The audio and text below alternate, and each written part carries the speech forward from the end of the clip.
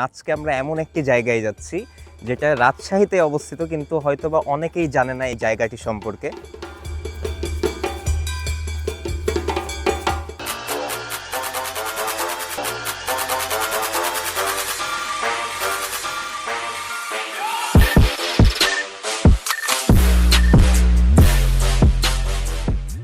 আসসালামু আলাইকুম guys, it's me Asif Ahmed and welcome to my new vlog. আর আজকের ভিডিওতে আমরা একটা ইন্টারেস্টিং জায়গায় যাচ্ছি, যেই জায়গা নিয়ে অনেকেরই অনেক রকম ধারণা আছে এবং অনেকে হয়তো চেনেও না, কিন্তু এটা রাজশাহীর শহরের ভেতরেরই একটি অংশ। সো ভ্লগটি দেখতে থাকুন। কোথায় যাচ্ছি? এখন মোটামুটি 40 ডিগ্রি সেলসিয়াস রাজশাহীতে। আপনারা সবাই জানেন রাজশাহীতে এখন কতটা গরম। আর আমরা এই গরমের মধ্যে একটা চ্যালেঞ্জ নিয়েছি, সেটা হলো আমরা এখন যাব রাজশাহী পদ্মা নদীর ওই পারে চরে। আর কোথায় যাচ্ছি এটা ব্লগ দেখলে বুঝতে পারবেন। আর আমার সাথে আছে আজকে রাব্বি আর আতিক। তো তোমাদের এক্সপিরিয়েন্স কেমন, এতক্ষণ কেমন লাগছে তোমাদের এই গরমের মধ্যে? তো দেখতে থাকুন, আজকের ব্লগটা অনেক ইন্টারেস্টিং হতে যাচ্ছে।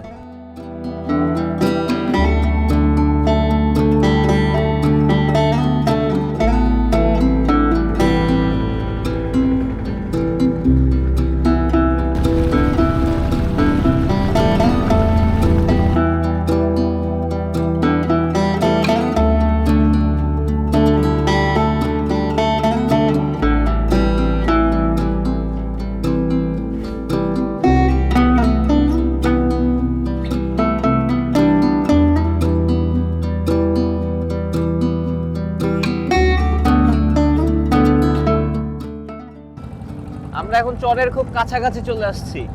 আর অনেক মজার একটা এক্সপিরিয়েন্স, যারা কখনো নৌকায় এরকম ভ্রমণ করেন না তারা নৌকায় ভ্রমণ করে দেখতে পারেন। এটা অনেক অনেক মজার একটা এক্সপিরিয়েন্স।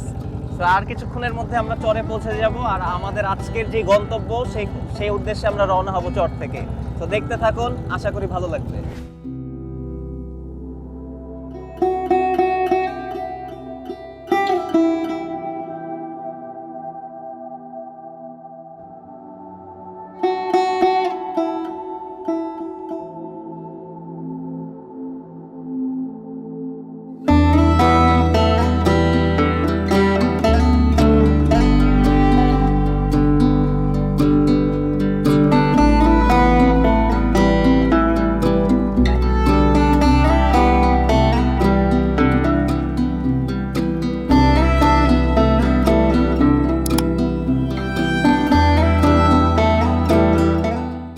আমাদের শহররক্ষী বাঁধ টিবাদ, আমাদের সবার পরিচিত টিবাদ থেকে 4 কিলোমিটার নদীপথ পাড়ি দিয়ে আমরা এখন চলে আসছি এই চরে। এবং আমার পেছনে দেখতে পাচ্ছেন অনেক নৌকায় এই চরে। এটা একটা নৌকার পোর্ট বলা যায়। সো আমরা এখন এই বর্তমান জায়গা থেকে আমরা এখন একটা এক্সট্রিম বাইক রাইড নেব এবং বাইক রাইড নিয়ে একটা গ্রামে যাব। সো বাকি কথা হবে সেই গ্রামে যেয়ে। সো দেখতে থাকুন আমাদের এক্সট্রিম বাইক রাইডটি কেমন হয়।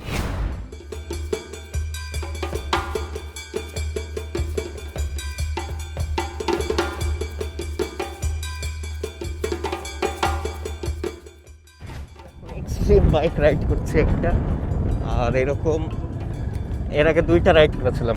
এরকম একটা এক্সট্রিম বাইক রাইড ছিল বিছনাকান্দিতে সিলেট, আর সেকেন্ডটা ছিল হলো সেন্ট মার্টিন থেকে ছেড়াদ্বীপ, অ্যান্ড থার্ডটা হলো রাজশাহীর এই চরে। আমাদের অনেক পিছে আতিক আছে, আর আমরা আর একটা বাইকে।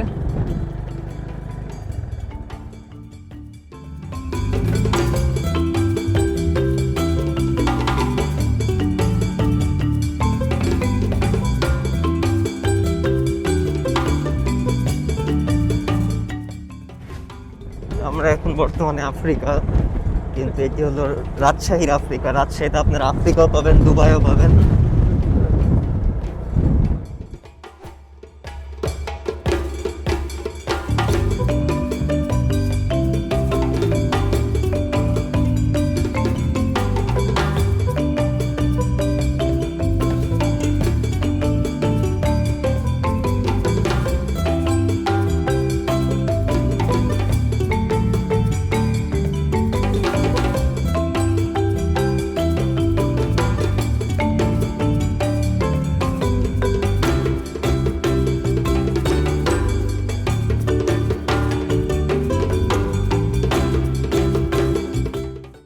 সো গাইজ, আমরা এতক্ষণ যে দুর্গম পথে এক্সট্রিম রাইড দিয়ে পাড়ি দিলাম এবং একটি গ্রামে আসলাম। এই গ্রামটি হলো চর মাজারদিয়া। তো আমি এখন দাঁড়িয়ে আছি চর মাজারদিয়ার প্রায় মাঝখানে বলা যায়, এবং এটি এমন একটি চর যেটি রাজশাহী শহরের পাশ দিয়ে বয়ে চলা পদ্মা নদীর পাশে অবস্থিত। এবং এই চরের কথা হয়তো বা অনেকেই জানে না, এবং অনেকেই হয়তো এই চর নিয়ে অনেক ভুল ধারণা নিয়ে আছেন।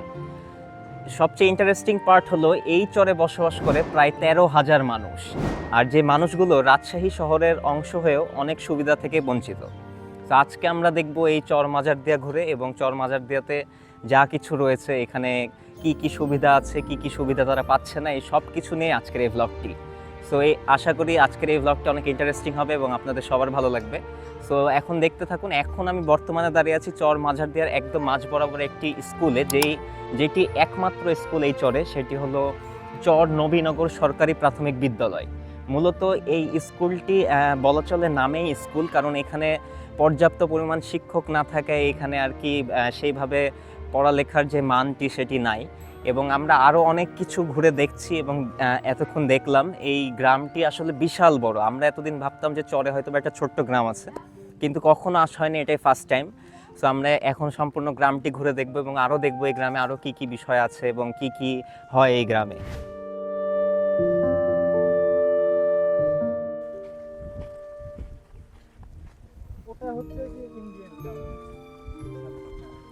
আমরা ওই দূরে দেখতে পাচ্ছি তারকাটার বর্ডার, যেটা মূলত ভারতের পশ্চিমবঙ্গের মুর্শিদাবাদের অংশ।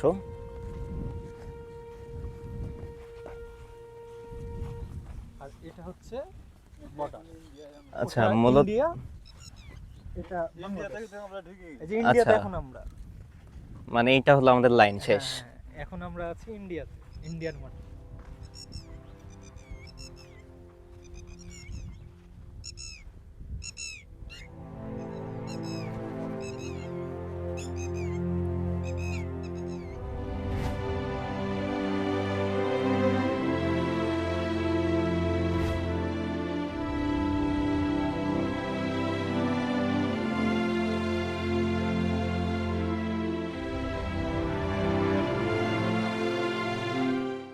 তো গাইস, আমরা এখন দাঁড়িয়ে আছি একটি বিস্তৃত ফসলি জমির মাঝখানে। আমার ডানে আমার বামে সব দিকে শুধু যত দূরে চোখ যাচ্ছে শুধু ফসল আর ফসল। আর এখন যেহেতু গমের সময়, চারিদিকে ধান এবং গম লাগানো আছে, এবং আমার দূরে তারকাটা দেখা যাচ্ছে। এটা হয়তো বা আপনারা অত ক্লিয়ার দেখতে পাচ্ছেন না, কিন্তু আমরা তারকাটার খুব কাছে যেতে পারবো না।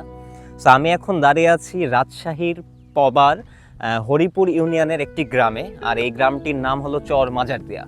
এটি পদ্মার চরে অবস্থিত একটি গ্রাম, এবং বিশাল একটি গ্রাম যেখানে বসবাস করে প্রায় 13,000 মানুষ। সো এই 13,000 মানুষ সংখ্যাটা কিন্তু অনেক ছোট একটা সংখ্যা না, অনেক বৃহৎ একটা সংখ্যা। কিন্তু তারা আসলে কি সেইভাবে জীবনযাপন করতে পারছে কি না, সেটা আসলে একটি প্রশ্নের বিষয়। সেই প্রশ্নটা আসলে আপনাদের কাছে, আপনারা কমেন্ট করে জানিয়ে দিবেন যে আপনাদের কি মনে হয়, তারা কি সকল সুবিধা পাচ্ছে, বা তারা কি আসলে সকল সুবিধা ভোগ করতে পারছে রাজশাহীর হয়ে। তো আমরা এখন যে অঞ্চলটিতে দাঁড়িয়ে আছি, এই অঞ্চলের মানুষের মূল জীবিকাই হলো চাষাবাদ, এবং তারা মূলত চাষ করেন, নানান সিজনাল ফসল আবাদ করেন, এবং যেমন বর্তমানে ধান গমের সময়, এই জন্য তারা ধান গম নিয়ে কাজ করছে। এবং মূলত রাজশাহীর এই চরে যতগুলো এই ফসলি জমি আছে, এটিতে যদি পরিপূর্ণভাবে এই জমির ব্যবহার করা যায়, তাহলে আমরা অবশ্যই কৃষিখাতে একটি বড় অবদান রাখতে পারি। কারণ এই সম্পূর্ণ পদ্মার চরে প্রায় 13,566 হেক্টর কৃষির জমি আছে, যেটা সম্পূর্ণভাবে ইউটিলাইজ করা হচ্ছে না। এখানে সবাই নিজ নিজ উদ্যোগে কাজ করে থাকেন। এবং আরেকটি বড় যেটা সমস্যা চর মাজারদিয়ার মানুষের, সেটি হলো তারা যে কৃষি কাজটা করছে, এই কৃষি কাজের জন্য কিন্তু সেচের প্রয়োজন। যেই সেচের সুবিধাটা আসলে সরকারিভাবে কোনো সেচের এখানে ব্যবস্থা নাই। আপনাকে যদি আমি একটি জিনিস দেখাই, সেটা হলো যে সেচের জন্য তারা মূলত এখানে যে সেচ মেশিনগুলো ব্যবহার করছেন, এগুলো মূলত তারা নিজ উদ্যোগে বা মানে নিজ অর্থে এখানে এগুলো প্ল্যান্ট করেন, এবং তারা সেচের কাজগুলো করে থাকেন। তো এখানে যদি সরকারিভাবে এই সেচের সুবিধাগুলো দেওয়া হয়, তাহলে আমাদের কৃষি সেক্টরের যেই ইউটিলাইজেশনটা, এই সম্পূর্ণ জমির, এটা আরও বৃদ্ধি পাবে, এবং আমরা কৃষিতে আরও বেশি অবদান রাখতে পারবো এই রাজশাহীর চরগুলো থেকে। এবং আরও একটি বিষয় বলা যায়, সেটা হলো যে চর মাজারদিয়ার যেই বিষয়টি, বা এই প্রায় 13,000 মানুষের যেই আক্ষেপটা সেটা হলো যে যদি তারা রাজশাহী শহরের সাথে যদি তারা কানেক্ট হতে পারতো, তাদের আসলে একটি ইচ্ছা যে রাজশাহী পদ্মা গার্ডেন অর্থাৎ বড় মসজিদ অঞ্চলের সাথে যদি এই চরে একটি রাস্তার নির্মাণ করে দেওয়া হতো, তাহলে তাদের চলাচলের অনেক সুবিধা হতো। কারণ বর্তমানে তাদের চলাচলের মূল যে বাহন সেটি হলো নৌকা।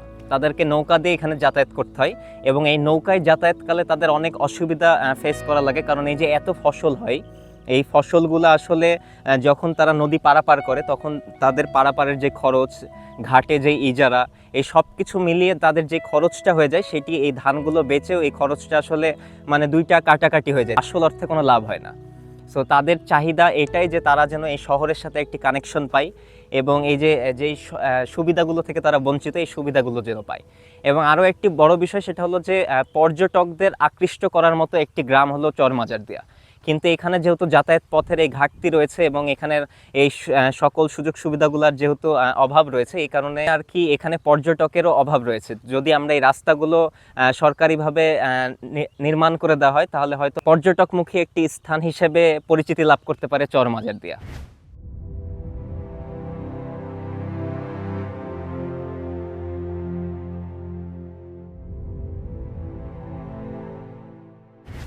আমরা এখন আছি একদম শেষ অংশে। আমার ডান পাশেও বর্ডার, বাম পাশেও বর্ডার।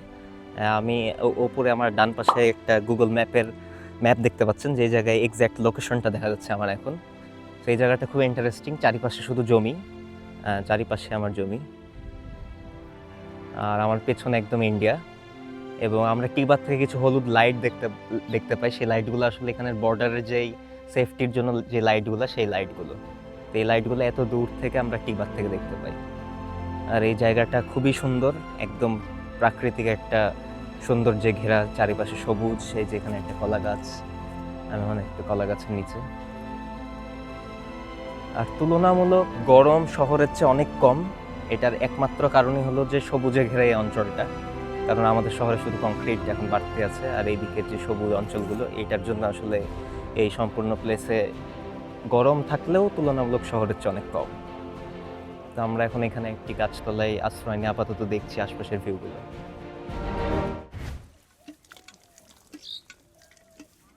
এটা কি ওয়াটারপ্রুফ? তোমারটাও তো ওয়াটারপ্রুফ।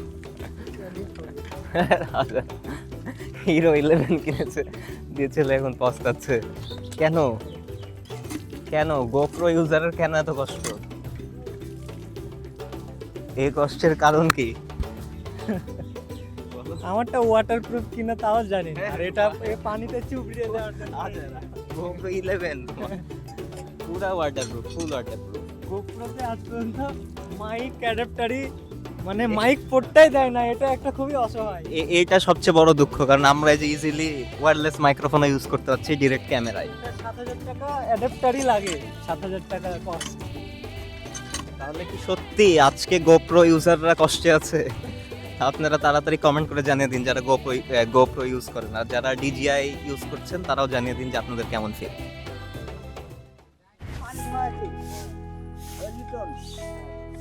হ্যাঁ, আমার এই যে অস্থায়ী জায়গায় এত মানুষ থাকে, এক গ্লাস তুমি পানি পাইনি। এটাই আপনি বলেন যে আপনার কি ঘাটতি এই জীবনযাপনে? আমার কিছুরই ঘাটতি নাই, আপনি সুখী? হ্যাঁ চরে আছে বিদায় ছুটি।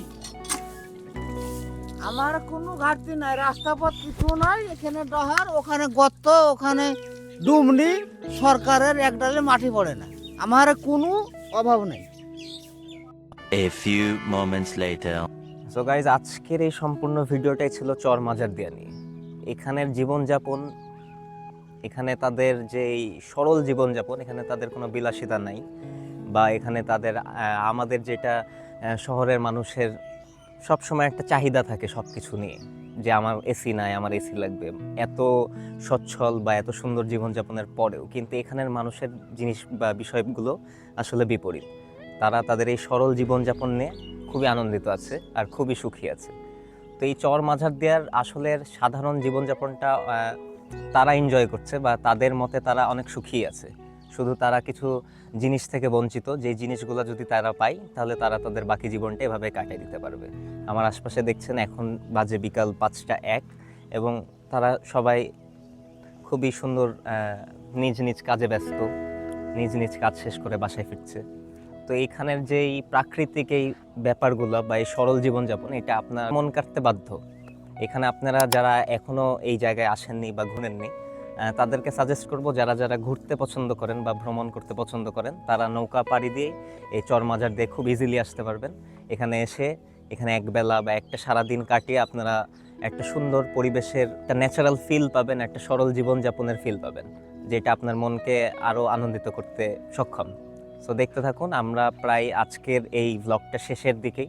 আমরা এখন ব্যাক যাব, আর ব্যাক যাওয়ার সময় চরমাজার দিয়ে গ্রাম থেকে বের হয়ে একটা সুন্দর সিনারি আছে, যেটা আমরা ধারণ করতে পারবো, কারণ এখন সূর্যের আলোটা প্রায় নিচে নেমে গেছে আর এখন টেম্পারেচারটা অনেক কমে গেছে। সো দেখতে থাকুন।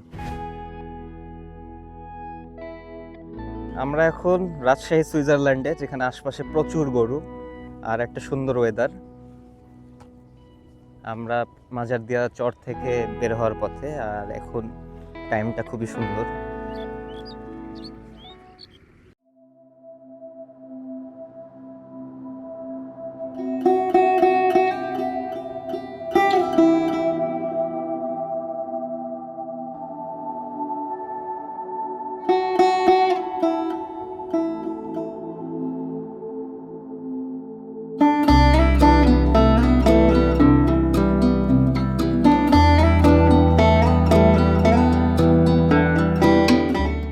Welcome to Char মাজারদিয়া।